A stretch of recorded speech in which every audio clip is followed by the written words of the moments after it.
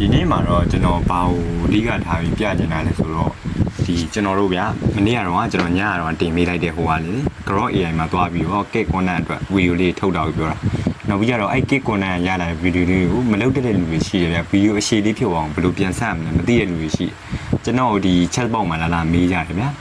လာမေးတော့ကျွန်တော်ဖြည့်ပြီးတယ်ဗျာကျွန်တော်လည်းနားလဲလို့သူတို့နားလဲလွယ်မဲ့ပုံစံမျိုးကျွန်တော်ဖြည့်ပြီးတယ်ဗျာဒီကောင်လေးတွေကဗီဒီယိုလေးတစ်ခုကက်ထဲသွားပြီးတော့ကျွန်တော်ဗီဒီယိုတစ်ခုချင်းစီကို click လေးစီပြီးတော့အတန်လေးထည့်လိုက်ရင်ရပြီ transition လေးတွေ logo လေးထည့်ခြင်းလည်းထည့်လို့ရတယ်လို့ကျွန်တော်ပြောပြမယ်သူတို့ကနားမလဲဘူးအကိုကြီးတဲ့ဒါမျိုးလို့တီးသန့်ဗီဒီယိုလေးလုပ်ပြီးကျွန်တော်တို့တင်ပေးပါလားဗျာတဲ့ဆိုတော့အဲ့ဒါလေးကိုကျွန်တော်လုပ်ပြီးတော့ဒီမှာတင်ပေးမလို့ဗျအဓိကတော့ကျွန်တော်ဘာမှလုပ်ပြအောင်မဟုတ်ဒီ click စီတဲ့တချင်းထည့်တယ်ပြီးသွားရင်ဒီ Cake Content အတွက်ကပြီးသွားပြီဗျာဒါဘာမှထူးထူးလုပ်စရာမလိုဘူးဗျာသိလားတကယ်လို့မလုပ်တတ်သေးဘူးမသိဘူးဆိုရင်ဒီဗီဒီယိုလေးကိုကြည့်ကိုခုနထုတ်ထားတဲ့ကိုညပြောတဲ့ကျွန်တော်ပြောတဲ့ဥစ္စာလိုမျိုးဗျာ Grow AI မှာဗီဒီယိုတွေထုတ်တယ်ပြီးတော့ဘလို့အရှိရအောင်စီးရမလဲမသိတဲ့သူတွေအတွက်ဆိုဒီဗီဒီယိုလေးကိုကြည့်လိုက်ကျွန်တော်ဒီမှာစနစ်တကျလေးပြပေးမယ်ဗျအရင်ဆုံးကျွန်တော်တို့ကဒီမှာမီဒီယာထဲမှာကျွန်တော် audio in app audio output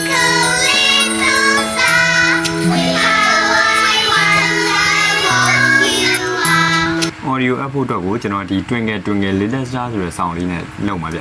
ျလုပ်ဖို့တော့ဒီကောင်လေးကိုကျွန်တော်တို့ plus icon လေးနှိပ်လိုက်တယ်မီဒီယာ add လိုက်တယ်ဒီတိုင်းလေးဆွဲချလိုက်လေရရင်နော်ကျွန်တော်ဟိုမှာဖြစ်တော့ဒီမှာအပ်လိုက်တယ်အပ်ပြီးတော့ဒီကောင်လေးကိုကျွန်တော်ဗီဒီယိုယူမှာမဟုတ်ဘူး audio ယူမှာဖြစ်တာကြောင့်ဒီမှာ extra audio နှိပ်လိုက်တယ် extra audio နှိပ်ပြီးတော့ဒီဗီဒီယိုလေးကိုတော့ပြန်ဖြတ်ပလိုက်ဖြတ်လိုက်ရင်ဒီမှာတချင်းလေးပဲကြံခဲ့တချင်းလေးပဲကြံခဲ့ရင်ကျွန်တော် TikTok ကတိုက်ရိုက် down လာဖြစ်လို့ TikTok ရဲ့ဟိုအပန်ကြီးညပါနေမှာကျွန်တော်စမ်းကြည့်တယ်တစ်ချက်တော့ဒီမှာတော့ခဏ sorry တိုင်းနေချက်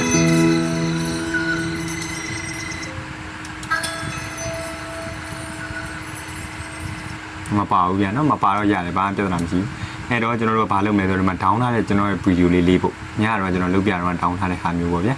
လေးဖို့ကိုထုတ်ထားပြီးတော့ကျွန်တော် down လိုက်အဲ့ down ပြီးသားဟာကိုကျွန်တော်တို့ဘယ်လိုလုပ်မလဲဆိုတော့ဒီမှာ click လေးကိုတစ်ခုချင်းစီလိုက်မယ်ထည့်လိုက်မယ်ဒါလေးကိုလည်းsorry ဒါလေးကိုလည်းထည့်လိုက်မယ်ဒီလိုလေးခုထည့်ပြီးသွားရင်နောက်မှာတချို့တွေမေးတဲ့ဟာရှိတယ်ဒီမှာဗီဒီယိုနဲ့ဒီတချင်းတန်တွေကမညီဘူးပေါ့နော်ဘယ်လိုညှိရလဲပေါ့အဲ့ဒါကိုလည်းကျွန်တော်ဒီဗီဒီယိုမှာပြပေးသွားမယ်ဒီမှာအရင်ဆုံးကျွန်တော်တို့ဗီဒီယိုကဒီမှာရှည်နေတဲ့10စက္ကန့်သာဒီ17စက္ကန့်ကြီးဖြစ်နေရဗျာအဲ့ဒါ17စက္ကန့်ကြီးဖြစ်အဲ့ဒါလေးကိုကျွန်တော်နည်းနည်းကြုံလိုက်မယ်ဗျာထပ်ပြီးတော့ဒါလေးကိုလည်းနည်းနည်းလေးကြုံလိုက်မယ်ဒါလေးကိုလည်းကျွန်တော်တို့နည်းနည်းလေးကြုံလိုက်မယ်ဒီကောင်လေးကိုလည်းကြုံလိုက်မယ်ကြုံပြီးသွားလို့ရှိရင်နည်းနည်းဒီကောင်လေးနည်းနည်းညှိလိုက်အောင်ကြုံပြီးသွားရင်ဒီလိုမျိုးလေးရပါပြီဒီမျိုးလေးရသွားရင်ဒီမှာဗီဒီယိုလေးလွတ်နေရတွေ့လားလွတ်နေတာကိုကျွန်တော်ထပ်ပြီးတော့မီဒီယာအပ်မယ်အပ်ဖို့အတွက်ဆိုရင်ကျွန်တော်တို့ဒီမှာ1 2 3 4ဒီကောင်လေးထည့်မယ်ကြောက်ဒီကောင်လေးထည့်လိုက်တော့ဒီမှာဒါမျိုးလေးပေါ်လာဒါကကျွန်တော်နှစ်ခုထပ်သွား click နှစ်ခုထပ်သွားတာဟောမထပ်ဘူးဒီကောင်လေးကိုဒီမှာထည့်လိုက်မယ်ထည့်ပြီးတော့နောက်မီဒီယာတစ်ခုထပ်မအပ်တော့ကျွန်တော်ဒါလေးကိုပဲထပ်ပြီးတော့ဆွဲပြီးတော့ထည့်လိုက်မယ်ပြီးတဲ့ဒီ click လေးတွေကိုကျွန်တော်ကဒီမှာကလစ်လေးခုတွေကိုပဲဆန်းပြတာเนาะကိုယ်အနေနဲ့ဆိုကလေးလေးတွေပို့ပြီးတော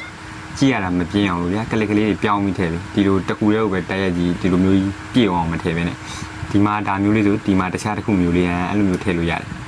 ဒီမှာတော့ကျွန်တော်ဒီမှာကလစ်လေးကိုညှိအောင်ညှိလိုက်မယ်ညှိပြီးဆိုဒီမှာညှိသွားပြီကလစ်ကလေးကဗီဒီယိုတချင်းအတန်နဲ့ဒီဟိုကနဲ့ဗီဒီယိုလေးနဲ့ညှိသွားပြီเนาะညှိသွားပြီဆိုတော့ကျွန်တော်တို့ဘာလုပ်မလဲဆိုတော့ဒီမှာ transition effect လေးထည့်လို့ရတယ် transition effect ဆိုတာဒီဗီဒီယိုတစ်ခုကနေတစ်ခုကိုပြောင်းသွားတဲ့အခါဓာတ်ထဲမှာရှိတဲ့ဥစ္စာလေးပေါ့ကျွန်တော်ဒါလေးလည်းစမ်းပြလိုက်ဒါလည်းတိတ်ပြီးတော့ smooth မဖြစ်ဘူးเนาะတိတ်ပြီး smooth မဖြစ်ဘူး original အတန်တွေကိုလည်းကျွန်တော်တို့ညှို့ဖို့လိုမယ်ဗျဒီဗီဒီယိုလေးတွေမှာပါတဲ့အတန်လေးတွေကိုအဲ့ဒါမှဒီတချင်းတန်ကြည့်လေးနဲ့ကြားရမှာအဲ့တော့ညှို့လိုက်ပြီညှို့ပြီးတော့ဒီမှာခဏလေးကျွန်တော်တို့ဒီမှာဒါလေးကိုတစ်ချက်ပြန်ထောက်ပြီးတော့လုပ်ပြမယ်နော် transition effect မအကတည်းကပုံစံနော်ဆက်ပြီးသွားတဲ့ပုံစံမအကတည်းကပုံစံပဲဗျဒါမထည့်ရသေးဘူး transition effect ဒီမှာလို့လားအဲ့ဒါကြီး smooth မဖြစ်တော့ကျွန်တော် transition effect လေးတခုအပ်မယ်ကျွန်တော်ကတော့ mix ဆိုတာလေးကိုသုံးတာများတယ်ဗျဒီ classic ထဲမှာရှိတယ်ဒီ classic ထဲမှာရှိတဲ့ဒီ mix ဆိုတာလေး MIH အဲ့ဒါလေးကိုကျွန်တော်သုံးတာများတယ်အဲ့ကောင်လေးကိုကျွန်တော်အပ်လိုက်မယ်ဒီဟိုမှာပေါ့နော်ဒီတစ်ခုချင်းစီမှာကြားတစ်ခုချင်းစီမှာကျွန်တော်အပ်လိုက်မယ်ဗျအပ်ပြီးတော့ခဏလေးနော်အဲ့လိုတော့အရင်လိုက်အပ်လိုက်အောင်မယ်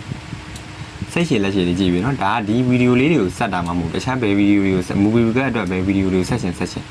ရေအသုံးဝင်တဲ့နီးလန်းလေးကိုကျွန်တော်ပညာဒါနအနေနဲ့မျှဝေရပြန်ဒီမှာ transition အဖက်လေးအပ်ပြီးသွားရင်လိုပုံမှန်လေးရမယ်ဆိုတော့ပြန်ရမယ်တစ်ချက်လောက်ပြင်ကြည့်လိုက်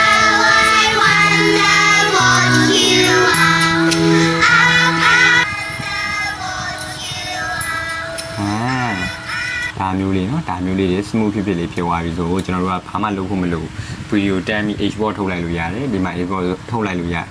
ကျွန်တော်ကမထုတ်သေးဘူးဒီမှာကျွန်တော်ရဲ့watermark ဆိုလဲ watermark လေးထည့်ချင်တဲ့လူတွေအတွက်ထည့်နည်းလို့ပြဒီမှာကျွန်တော်တို့စာသားလေးအပ်လိုက်မယ်အပြီးရင်ဒီစာသားလေးကိုsorry ဒီစာသားလေးကိုကျွန်တော်ဗီဒီယိုအဆုံးလေးဆွဲလိုက်မယ်ဆွဲပြီးသွားဆိုရင်ဒီမှာ default tab ဆိုတာလေးကိုဒီဘက်ဘေးနားနဲ့တွားပြီးတော့ဖြတ်လိုက်ကိုရေးနေတဲ့စာလေးတစ်ခုရေးရမှာလေ default tab ဆိုတာလေးကိုဖြတ်လိုက်မယ်ကျွန်တော်ဒီမှာ STA R1 stereo RH1 stereo rhyme ဆိုတဲ့ဟာလေးအဲ့လေးထည့်လိုက်မယ်ဒီမှာရိုးတဲ့ဒီတိုင်းထည့်လိုက်တဲ့အခါကျတော့ဒီမှာ font ကဖြူဖြူကြီးနဲ့တွေ့လာဒီတိုင်းဟိုကမဖြစ်သေးဘူးထည့်လို့မြင်ကြည့်မြင်ရှုမြင်မရှိဘူးပြပြောမယ်ဆို breaker အနေနဲ့ကြည့်မယ်ဆိုအဲ့ဒါလေးကိုလှအောင်လို့ကျွန်တော်တို့ဒီမှာ effect လေးတွေတွားပြီးထည့်လိုက်မယ်ဒါစလုံးလေးပေါ့နော်စလုံးပေါ်မှာ effect လေးထည့်မယ် effect ထည့်ဖို့အတွက်ဒီဘက်က effect ဆိုတာတွေကိုဝင်တယ်ဝင်ပြီးတော့ခဏလောက်ဆောင်ဒီမှာသူနဲ့ live ဖတ်မဲ့ effect ပေါ့ဗျာဒီစာလုံးနဲ့ကျွန်တော်ဒီလိုဟာလေးတွေဆိုမစိုးဘူးဗျာဒီမှာဒီကောင်လေးရောင်စုံလေးကလေးလေးတွေအတွက်လည်းအဆင်ပြေမယ်လို့ထင်ကျွန်တော်ဒီကောင်လေးအကြည့်လိုက်ပြီ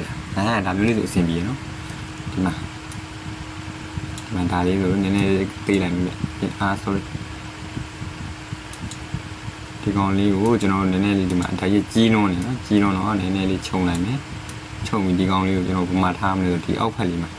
အောက်ဖက်နေရလိုလေးမှာထားလိုက်ဒါဆိုပြီးသွား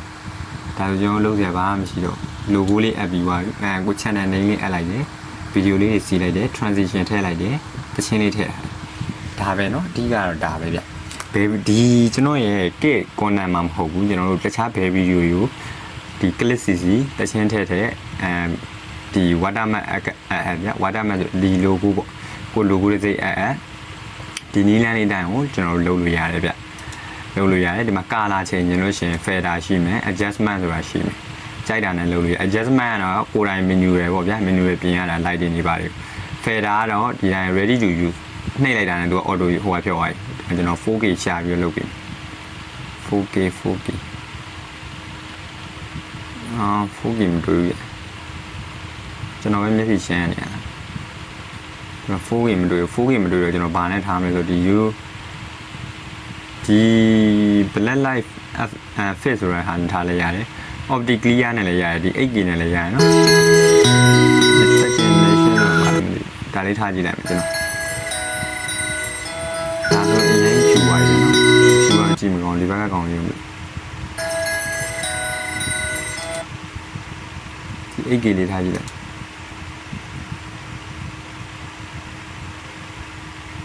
ဒီမှာအဝိုင်းနေနေတော့ဆောင်း8K လေးထားလိုက်တယ်အဆင်ပြေသွားပြီဒါမှ 8K လေးထားတာမထည့်ရသေးဘူးဗျထည့်လိုက်ပြီကျွန်တော်အပ်လိုက်ပြီနော်အပ်ပြီးတော့ဒီမှာနောက်ဆုံးထိသွားလိုက်ဒါဆို 8K ဒါဗီဒီယိုလေးကို color လေးကြည်သွားအောင်လုပ်တာတို့ဘာလို့မှသုံးနေဗျမသုံးနေရတယ်နော်ကိစ္စမရှိဘူးဒါဆိုရင်တော့ကျွန်တော်တို့ပြီးသွားပြီဗီဒီယိုတစ်ပုတ်ပြီးသွားပြီကျွန်တော် export ထုတ်မယ်export နှိပ်လိုက်တယ်ပြီးသွားရင်ဒီမှာကျွန်တော်တို့resolution နဲ့ bit rate တွေချိန်လို့ရမယ် bit rate ကိုကျွန်တော် recommended ထားတယ်ဒီမှာ low ရှိရယ် high ကရှိရယ်ဒီမှာ custom ရှိရယ် recommended ရှိကျွန်တော် recommended ပဲထားတယ် resolution ကို 1080p ပဲထားပါတယ်ဗျပြီးသွားလို့ရှိရင်ခဏလေးနော်ပြီးသွားရင် format ကတော့ကျွန်တော်ဒီတိုင်းပဲ frame rate ကိုကျွန်တော်တို့30နဲ့ရတယ်60နဲ့ရတယ်နော်30နဲ့ရတယ်60နဲ့ရတယ်120အထိရမယ်ဗျဒီမှာကျွန်တော်တော့30ပဲထားပါတယ် view ရှင်းလေးပါဘာမှပြင်စရာမလိုနော်ဒီမှာကတော့အဲ့တော့ကျွန်တော်တို့ဒါလေးကို export ဆိုတာလေးကိုနှိပ်ပြီးတော့ခဏတော့စောင့်လိုက်ရင်ရပါပြီကျွန်တော်တို့ဗီဒီယိုလေး site ကမှဒီမှာအားလုံးပေါင်းမှာကျွန်တော်တို့ site က24ပေါ့နော်ဒီ24 MB ပဲရှိတယ်ဗျ duration ကတော့ဒီဗီဒီယိုရဲ့ကြာနေပေါ့ဗျ duration ဆိုတဲ့ဟာလေးကဒါ34 second ဒါပါပဲဗျ frame rate က30 fps နော်ဒီဥစ္စာပဲဘာမှကျွန်တော်ကြည့်ကြမယ်နော်ဒီကအောက်မှာ86%ရာခိုင်နှုန်း89%ရာခိုင်နှုန်းဖြစ်နေပြီ88ဖြစ်သွားပြီ89 90ဒီဟာလေးက100ပြည့်သွားတဲ့အခါကျွန်တော်တို့ဗီဒီယိုလေးကတင်ဖို့ အချင်းသေးဖြစ်သွားပါပြီဗျဒီမှာဆိုရင်လည်းဒီမှာကျွန်တော်လိုကူလေးထည့်ထားတယ်ခလေးဗီဒီယိုလေးနော်ဒါဆိုရပြီဒီလိုလေးပေါ်လာလို့ရှင်တော့ကျွန်တော်ကန်ဆယ်နှိပ်တိုင်းရပြီဗျဘာမှလုပ်ကြမလို့တော့မလုပ်တော့ကျွန်တော်တို့ထွက်လိုက်မယ်နော်မလို့တော့ကျွန်တော်တို့ထွက်လိုက်မယ်ဒီလေးကနေထွက်လိုက်မယ်ပေါ့ဗျပြီးပါပြီဒါဆိုရင်တော့အားလုံးအဆင်ပြေကြပါပြီဒါလေးကတော့ကျွန်တော်ဒီတိုင်းလေးပညာဌာနအနေနဲ့လာမြောက်ပေးရပါဒီ kit content မှာမဟုတ်တခြားဘယ် content မဆိုဒီလိုမျိုးလေး click စီပြီးတော့ audio ထည့်တာလေးကတော့အရိုးရှင်းဆုံးနဲ့အလွယ်ကူဆုံးဗျ editing မှာမသိတဲ့လူတွေတော့ like လုပ်လို့ရပါတယ်ဗျ transition လေးတွေအပ်တာတို့ဘာလို့ပေါ့ဗျနည်းငယ်ပေါ့ movie ကသမားတွေလည်းလုပ်လို့ရတယ်နော်အားလုံးကျေးဇူးတင်ပါတယ်ဗျကျွန်တော်ကတော့တန်နေမှာအားလုံးအဆင်ပြေကြပါစေနော်